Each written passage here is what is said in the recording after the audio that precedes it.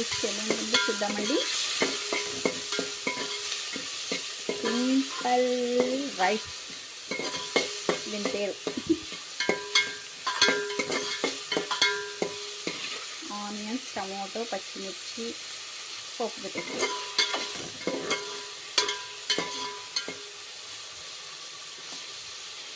ఆవిరిలోనే మగ్గించుకొని plate చేస్తాను.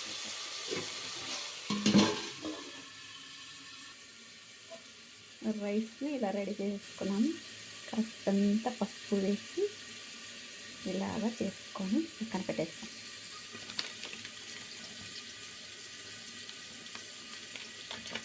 ఇందులోకి కాస్తంత ఇలాగా పొడి చల్లి ఇంకొకసారి పొడిని ఎలా రెడీ చేసుకోవాలో చూపించేస్తాను చూడండి.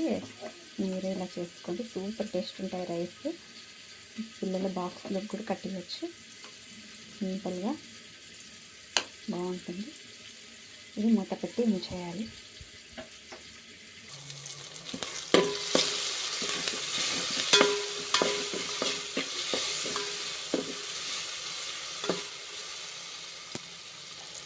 కాస్తంత ఉప్పు, కాస్తంత పసుపు,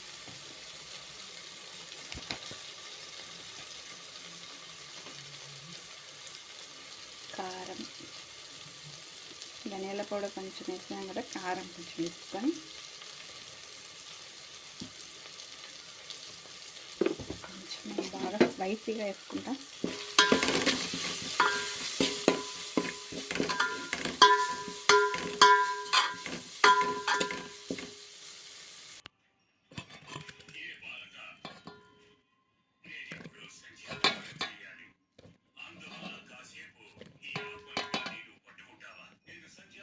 ఇది వేసి బాగా మిక్స్ చేసేస్తామండి. చూడండి, టేస్ట్ సూపర్ ఉంటుంది. ఇలా మిక్స్ చేసుకోవడమే.